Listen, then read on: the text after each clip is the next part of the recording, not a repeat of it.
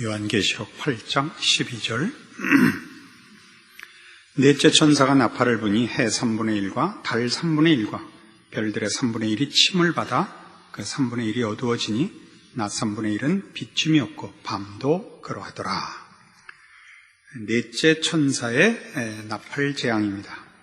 첫째 천사는 피 섞인 불우박이었고요. 둘째 천사는 불 붙는 큰 산, 셋째 천사는 횃불같이 타는 큰 별의 재앙, 그리고 이제 넷째 천사의 나팔 재앙은 해와 달과 별의 3분의 1이 침을 받아서 어두워지는 재앙입니다. 여러 번 설명드린 바와 같이 여기 등장하는 이런 묘사들은 다 구약적 배경을 갖고 있습니다. 구약적 배경이라는 것은 구약에서 이미 이런 표현들을 써서 이 표현이 의미하는 바를 이 당시 독자들, 또 구약을 배경으로 갖고 있는 유대인들이나 그 구약을 성경으로 익히 알고 있는 이 당시 기독교인들에게는 그 의미가 분명했던 것으로 이 비유를 하고 있다 이것입니다. 그러니까 이런 여기 등장하는 설명들을 아무런 그 성경적인 배경 없이 지금 우리가 사는 시대의 의미로서 이해를 해버리면 계시록은 전혀 딴 말이 되는 것입니다. 이사야 13장에 가시면 바로 이 지금 우리가 본 이런 표현이 갖는 의미가 나옵니다. 구약 성경 981페이지 이사야 13장 9절입니다. 이사야 13장 9절. 여호와의 날 곧 잔혹히 분냄과 맹렬히 노하는 날이 임하여 땅을 황무케 하며 그 중에서 죄인을 멸하리니 하늘의 별들과 별떨기가 그 빛을 내지 아니하며 해가 돋아도 어두우며 달이 그 빛을 비추지 아니할 것이로다 이겁니다. 그러니까 이런 구약의 이미 그 종말의 심판에 관한 설명을 배경으로 가지고 계시록이 지금 전하려는 내용을 이 구약적 배경을 가지고 그 말씀을 또 인용해서 내용을 담고 있다 이겁니다. 그러니까 여기 하나님께서 심판하시는 때에 땅을 황무케 하며 죄인들을 멸할 것입니다. 이 표현과 10절에 있는 하늘의 별들과 별떨기가 그 빛을 내지 아니하며 해가 돋아도 어두우며 달이 그 빛을 비치지 않는다는 말하자면 평행적 표현이다 이겁니다.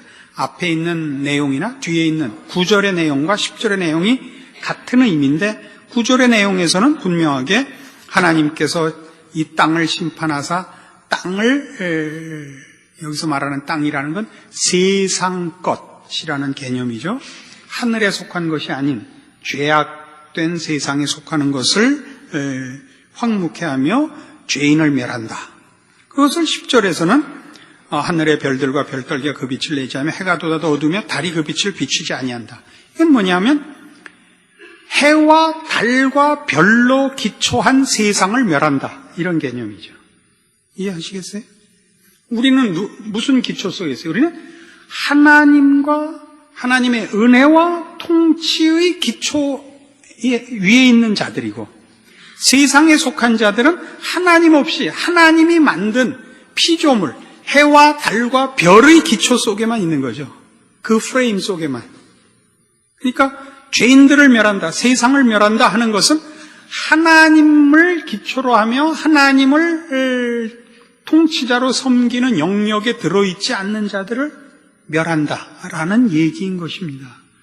이걸 그러니까 아까도 설명한 대로 현대적인 개념으로 무슨 그래서 뭐 행성들이 어떻게 줄을 서서 어떻게 그랜드 크로스가 되면 무슨 그런 식으로 이해를 하는 것은 성경이 의도한 것이 아닌 것입니다. 같은 개념을 요엘 2장에 가서 보십시다. 요엘은 좀 찾기 어려운 데 있죠. 다니엘, 호세아, 다음에 요엘.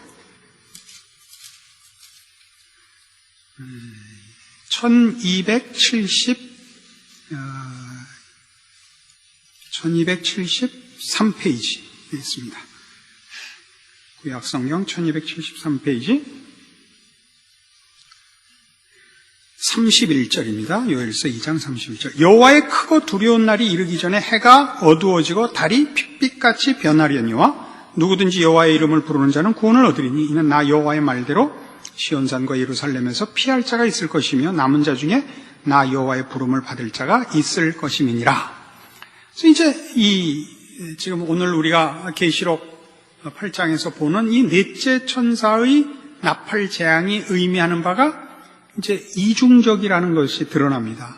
첫 번째 개념은 아까 이사야 13장을 인용해서 설명드린 바와 같이 하나님을 기초하고 통치자로 섬기는 영역에 있지 않는 피조물을 전부로 알고 그 피조된 세상의 것들만을 기초하여 있는 자들을 멸망시킴, 하나님께서 벌하심이라는 개념으로 이 넷째 천사의 나팔 재앙이 의미하는 바를 확인했다면 요엘서 2장의 지금 31절 이하는 여호와의 크고 두려운 날이 이르기 전에 해가 어두워지고 달이 핏빛같이 변하려니와 라는 것은 크고 두려운 날이 이르기 전에 이게 일어난다 라고 얘기해서 이것이 최후 심판으로서 등장하는 것이 아니라 최후 심판을 경고하기 위해서 등장하는 것으로 회개를 촉구하는 것이다 라는 내용이 이제 덧붙여지는 것을 봅니다. 그렇죠? 우리 지금 계시록에서 보는 바와 같이 첫 7인의 재앙에서는 그 재앙들이 4분의 1씩이었죠. 그러다가 지금 나팔 재앙이 오자 3분의 1이 됩니다. 그 재앙의 범위가 확대되고 있지만 그러나 아직도 제한적인 것은 이것이 최종적인 심판이 아니요 최종적인 심판을 경고하는 것이란 말이죠. 그래서 이 재앙들은 다 하나님을 기초하며 하나님을 주인으로 섬기지 않는, 말하자면 악한 자들, 죄인들을 향한 하나님의 심판이요 동시에 회개를 촉구하는 경고라 하는 이중적인 의미를 가진다고요.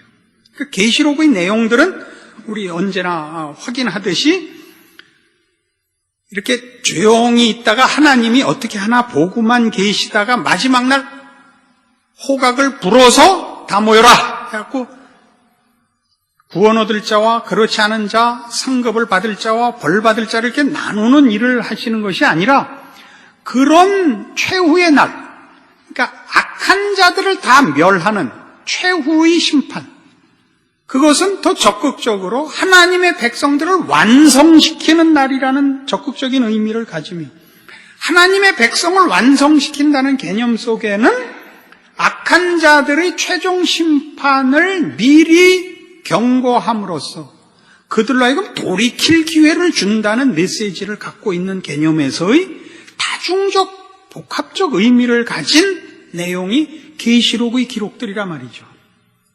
어느 날 어느 시에 갑자기 무슨 일이 이런 하나님의 최후의 심판의 시간표를 제시하는 것이 아니라 하나님이 가지시는 최종 심판이 어떤 의미며 그 최종 심판을 위하여 우리에게 하나님이 무엇을 준비하라고, 무엇을 깨우치라고 그 역사 속에, 현실 속에 개입하시는가, 그 손길들을 어떻게 우리가 확인해야 되는가 하는데 오히려 초점이 있다, 그 얘기입니다. 그래서 이제 앞에 이사야 13장 내용과 요엘서 2장을 합쳐서 생각을 하면 하나님을 근거하며 하나님을 주인으로 삼는 영역에 있을 것, 그렇지 않은 영역, 해와 달과 별을 유일한 기초로 삼는 세상의 것, 없어질 것을 근거하여 사는 자들은 멸망받을 것이라. 그 얘기는 다시, 그러니까 그런 영원하지 못한 것, 믿을만하지 못한 것을 붙잡고 살지 말고 여기 영원한 나라, 영원한 기초, 영원한 소망에 내 기초를 두라가 이 넷째 천사 재앙의 실제적인 메시지인 것입니다. 이 문제는 이제 조금 더 가서 아모스 8장, 요엘서 다음이 아모스예요. 다행히도. 아모스 8장 9절에 가면 지금 한 이 내용을 조금 더 그 의미를 밝히는 장면을 만납니다. 아모스 8장 9절.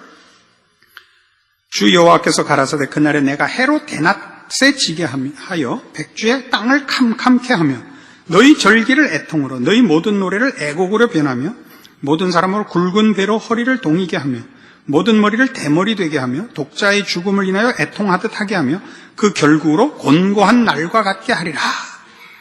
여기서는 이제 해로 대낮에 지게 하고 백주의 땅을 캄캄하게 한다는 이 표현에 있어서는 앞에 있는 지금 오늘 본문에 본 계시록 8장 얘기나 이사야 13장이나 요엘서 2장이나 다 공통된 것인데 이사야에서의 그 내용이 하나님을 외면하고 세상 것으로 사는 자들을 심판한다는데 첫째 메시지를 두고 있고 요엘서 2장에서는 그것이 그러므로 회개하라. 영원한 나라, 흔들리지 않는 나라, 망하지 않는 나라에 네 소망을 두라로 진전됐다면 이게 아모스 8장에 와서 보면 이것이 저들의 무엇을 잘못한 것이 말하자면 해와 달을 근거 삼고 사는 것이고 정당하게 하나님을 주인으로 삼고 있지 않는 것인가 라는 구체적인 내용을 여기 밝히고 있습니다. 어떻게 한 것이 하나님 없이 사는 것이며 어떻게 했길래 저들은 해와 달을 근거하여 살게 되었는가? 왜요? 지금 여기 있는 이 경고를 받는 이들은 다 지금 이 구약 성경은 다 이스라엘 백성이고 저들은 자기 깐에는 하나님을 의지하고 살고 있다고 하는 자들이란 말이에요. 그러나 이런 경고가 나오는 것은 저들이 하나님을 의지하여 사는 것이 아니라 해와 달을 근거하여 살고 있다는 거죠. 그래서 여기 말하는 9절 다시 보세요. 해로 대낮에 지게 하고 백주의 땅을 캄캄케 하는 것은 곧 뭐와 같은 거냐면 10절에 너희 절기가 애통으로 변하고 너희 노래가 애곡으로 변하는 것과 같은 것이다 이거예요. 그러니까 여기서 이들이 가지는 절기나 이들의 노래는 이스라엘 백성들에게서는 다 신앙적이고 종교적인 거라고요. 안 그렇겠어요? 저들은 하나님이 우리 주인이고 우리가 하나님의 백성이기 때문에 우리가 이런 절기를 지킵니다. 우리에게 이런 평화가 있고 이런 행복이 있고 이런 승리가 있습니다. 근데 그걸 애통으로 그걸 애곡으로 변화시킬 겁니다. 즉 해를 어둡게 하며 달을 어둡게 하는 백주를 캄캄케 하듯이 해가 침을 당하는 것은 해의 잘못이 있어서가 아니라 해를 기초로 삼고 있는 자들을 심판하는 것 아닙니까? 그러니까 저들의 절기와 저들의 노래가 애곡과 애통으로 바뀌는 것은 저들이 가지는 신앙적인 하나님을 근거로 했다고 말하는 이 절기들과 노래들이 사실은 아니었다는 얘기죠. 그렇죠? 요즘 말이에요. 조심하셔야 되는 게, 설교하는데 반응이 시원치 않으면 제가 가끔 돌아버려요. 11절부터 더 이어나가 봅시다. 주 여호와께서 가라사대 보라 날이 이를지라 내가 기근을 땅에 보내리니 양식이 없어 주림이 아니며 물이 없어 가람이 아니요 여호와의 말씀을 듣지 못한 기갈이라. 사람이 이 바다에서 저 바다까지 북에서 동까지 비틀거리며 여호와의 말씀을 구하려고 달려 왕래하되 얻지 못하리라 이겁니다. 날이 이를 텐데 기근을 땅에 보낼 것입니다. 근데 이거는 사실은 이것과 같은 거예요. 9절에는 주 여호와께서 가라사대 그날에 내가 해로 대낮에 지게 하며 백주의 땅을 캄캄케 하리라 와 사실은 평행된 내용이라고요. 날이 이를지니 내가 기근을 땅에 보내리라나 해를 어둡게 하고 백주의 땅을 캄캄케 하리라. 는 같은 얘기라고요. 근데 해를 어둡게 하고 백주를 캄캄케 하는 것이 여기 와서는 기근을 땅에 보내 양식이 없어 주림이 아니요 물이 없어 가람이 아니요 여호와의 말씀을 듣지 못한 기갈이라 이겁니다. 자, 하나님께서 해를 가리시고 달을 가리시는 것이 하나님의 말씀을 듣지 못한 기갈이 되는 것은 어떤 차원일까요? 저들이 자초한 것이라는 거죠.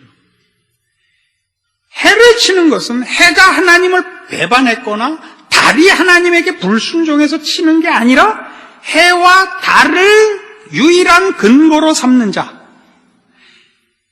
믿고 의지할 대상이 아닌 것을 기초하여 사는 허망한 인생을 사는 자들을 공격하는, 경고하는 지금 그 의미입니다.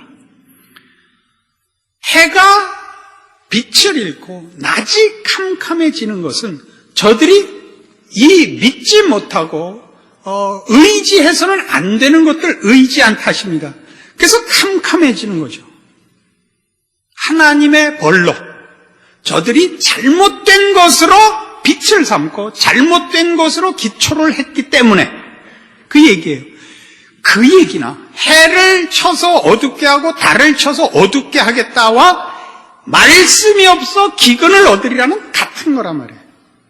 그럼 왜 말씀이 없어 기근이 되리라라는 것은 하나님이 말씀을 걷어가서가 아니라 저들이 말씀이 나올 하나님에게 쫓아가지 않고 해와 달을 쫓아갔기 때문에 저들이 의지하지 않을 걸 의지해서 우리 앞에서도 이랬죠. 불 붙는 큰 산, 둘째 천사 나팔의 재앙이었습니다. 횃불같이 타는 큰 별, 셋째 천사 나팔 재앙이었습니다. 그것들이 다 종교적 어떤 우상들을 상징하고 있었던 것 기억나시죠? 그것들이 하나님 아닌 것을 섬겼기 때문에 자기가 신으로 기대하여 목매고 붙잡았던 것이 오히려 수고를 결과했던 것 같이 물 없는 곳에 가서 자기 목을 매달았기 때문에 기근을 스스로 자초한다 이겁니다. 그러니까 기근이 어디서 오느냐? 하나님이 말씀을 안 줘서가 아니라 우리들이 말씀을 찾지 않기 시작하게 됐다 이거죠. 그게 말세에 일어날 모든 하나님을 외면하는 백성들의 하나님으로부터 받는 벌일 것이다 이겁니다. 응? 아직도 심각하게 생각하시지 않는데 디모데후서 4장에 가보세요. 디모데후서 4장 3절 신약 성경 346페이지 디모데후서 4장 3절 때가 이르리니 사람이 바른 교훈을 받지 아니하며 귀가 가려워서 자기의 사욕을 쫓을 스승을 많이 두고 또 그 귀를 진리에서 돌이켜 허탄한 이야기를 쫓으리라. 자, 여기서 말하는 때가 이르리니는 이 다 말세에 관한 얘기입니다. 말세에 나타날 가장 큰 하나님을 믿지 않는 이 세상의 풍토가 결실할 그 결과가 뭐냐? 모두가 자기 욕심대로 살 것이라 하는 겁니다. 모두가 해와 달을 근거해서 살 것이라. 그래서 말하는 해와 달은 보이는 것과 세상의 것을 유일한 기초로 삼는 것을 말한다 그랬죠. 하나님을 근거하거나 하나님을 주인으로 삼고 살지 않는 모든 불신앙적인 생활의 내용들을 말합니다. 바른 교훈을 받지 아니하며 귀가 가려서 자기의 사욕을 쫓을 스승을 많이 두고 그 귀를 진리에서 돌이켜 허탄한 이야기를 쫓으리라 이겁니다. 그래서 뭐가 오는 겁니까? 말씀의 기근이 오는 것입니다. 말씀의 기근이라는 것은 하나님께서 그의 말씀을 아끼시고 누구에게 제한하시기 때문에 생기는 말씀의 기근이 아니라 사람들이 하나님을 찾지 않아서 스스로 목마름을 자초한다는 거죠. 그게 하나님의 벌이라는 것입니다. 그게 하나님의 벌입니다. 왜 그런 기갈이 있느냐? 그들이 하나님을 기초하지 않고 있어서 그렇습니다. 그럼 잘 생각해 보십시오. 지금은 그 어느 때보다도 물질 문명이 만개한 때입니다. 신문에도 나는 대로 보니까 요즘은 아파트를 지으면 크고 호화로워야 잘 팔린다고 합니다. 실내 장식이 국산은 하나도 없대요. 그러니까 국산은 딱 뭐냐면 돈 내고 들어가 사는 사람만 국산이고 나머지는 홀딱 외제다 이겁니다.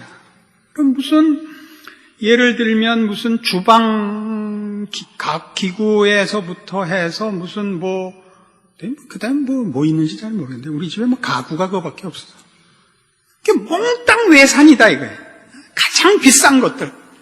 그래서 행복한 사람을 봤습니까? 그래서 행복한 사람을 봤어요. 그러나 그렇게 하기 싫으면 끊임없이 그리 가야 돼요. 더 비싼데, 더 큰데, 더 요란한데. 결국은 어디로 가느냐면 남이 못하는 걸 해야 직성이 풀리는데 그게 직성이 풀린 게 아니라 남이 못하는 걸 하면 허탈해요. 안 가봤는데 어떻게 아는가? 그러니까 목사죠. 자족하지 않으면 만족이 없습니다. 예수 믿는 자들, 신앙인의 최고의 행복이 뭔지 아세요? 무엇으로도 우리의 풍족함을 시험할 수 없다는 데 있습니다. 여러분이 예수를 믿고 하나님의 자녀라는 것으로서 무엇으로도 유혹과 시험이 안 돼야 되는 거예요. 누가 좋은 차를 탄다. 이야, 차 좋구나. 그리고 끝이에요. 그래서 거기까지 말을 할 필요 없죠. 야, 차 좋구나. 그렇게 기뻐해 주시고, 우리는 있는 거죠. 좋은 집 이야, 좋은 집 사는구나.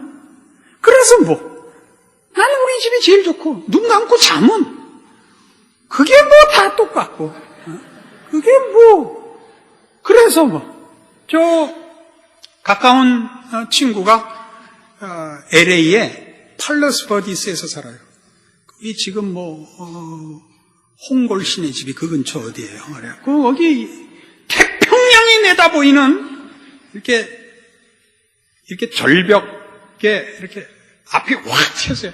그러니까 맑은 날 이렇게 보면 일본이 보여요. 아주 좋은데요, 전망이. 그 사람은 어떤 날은 망원경으로 남산 타워도 봤다 그러니까 하여튼 좋은데요. 그럼 뭐예요? 해 뜨기 전에 나갔다가 해진 다음에 들어오는데 언제 봐요, 언제? 눈 감고 누워있으면 거기나 다 똑같은데. 이게 가장 큰 싸움이에요. 여러분이 기갈에 들려 있으면, 기근을 느끼고 있으면, 갈증을 느끼고 있으면 여러분은 이쪽에 있는 거예요. 어디에? 해와 달과 별 아래에 있는 거고. 여러분이 만족하고 있으면 여러분 이쪽에 있는 거예요. 하나님 아래에 있는 거예요. 빨리 일로 오라는 거예요. 뭘 보고? 여러분이 해가, 별이, 달이 빛을 잃었는가 보시란 말이에요. 여러분이 목표한 것들이 침을 당하는 걸 보라고요. 돈이, 세상적 욕심이, 그게 침을 당하는 걸 보라고요. 여러분이 이걸 해야만 나는 속이 풀리겠다고 생각했던 것들이 하나도 된 게 없는 게 복이라고요. 왜요? 그렇지 않았으면 여러분 거기서 영원 무궁토록 살려고 작정을 했을 테니까. 이건 심판이며 동시에 경고로서 은혜라고요. 이게 최후의 심판은 아니니까. 최후의 심판을 면케하려는 채찍이니까. 이게 넷째 천사 나팔의 화인데 이 화가 은혜라는 게 참 아이러니컬하죠. 그러나 이게 은혜예요. 그래서 성도들의 지혜와 신앙의 분별이 여기 있는 거예요. 여러분 무슨 얘기를 하든가 무슨 생각을 하든가 이렇게 인상을 쓰고 이렇게 열이 나서 원한을 품고 뭐라고 말하게 되는 게 있으면 그게 여러분의 우상이에요. 못 벗어나고 있는 거죠. 70번씩 7번이라도 용서하고 오른편 뺨을 맞으면 왼편 뺨을 댈 수 있는 가장 큰 이유는 뭐냐면 내가 너무나 큰 부자이기 때문이에요. 하나님의 백성들이 가지는 그 부요함이 나한테서 누가 무엇을 아무리 뺏어가도 나한테서 자리가 나질 않는 거예요. 태평양 바다 같은 거예요. 누가 밤새 물을 퍼가봤자 티도 안 나는 거예요. 만일 그렇지 않으시다면 여러분은 해와 달과 별 아래 있는 것입니다. 이 넷째 천사의 나팔 재앙이 여러분에게 실제로 심판인 것입니다. 그러나 오늘 이 말씀을 통해서 그것이 여러분에게 경고가 되고 돌이키게 되고 그래서 하나님을 의지하며 하나님만으로 소망을 삼는 자리에 오게 된다면 이것은 여러분에게 은혜입니다.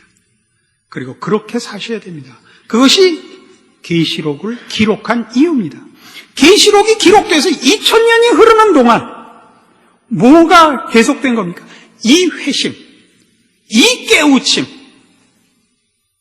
그래서 모든 사람으로 하여금 최후의 심판을 면하여 하나님의 은혜와 복주심 아래 돌아오게 하는 그 기적과 결과를 위하여 이 말씀이 기록되어 있고 선포되고 있는 것입니다.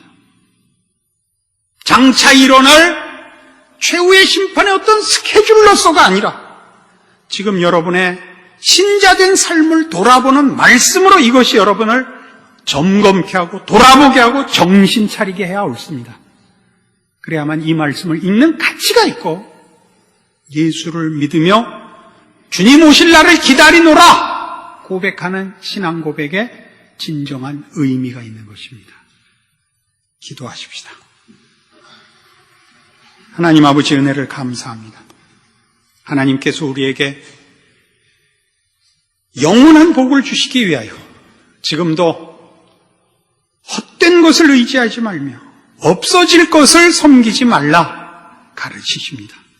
오직 우리의 복의 근원이시여 우리를 만드시고 사랑하시고 온천하 만물의 창조주여 심판자이신 하나님께 돌아오라 말씀하십니다. 우리는 일찍부터 그러마 약속했으나 그러나 돌이켜보면 어느 틈에 한눈 팔고 저 세상에 나가 있는 자신을 봅니다. 오늘 우리 마음에 아직도 남아있는 원한과 아쉬움과 그 끝없는 욕심들은 다 하나님 나라에서 가져야 할 것들이 아닙니다. 그것은 저 썩어질 나라에 있는 것들입니다. 성실히 살고 열심히 살아야 하지만 그것은 거룩을 위해서입니다. 하나님의 자녀라는 이름이 갖는 우리의 부요함과 우리의 영원한 운명을 준비하는 참다운 신자의 분별과 각성과 그리고 그 인내와 충성과 승리가 있게 하여 주시옵소서. 예수님 이름으로 기도합니다. 아멘.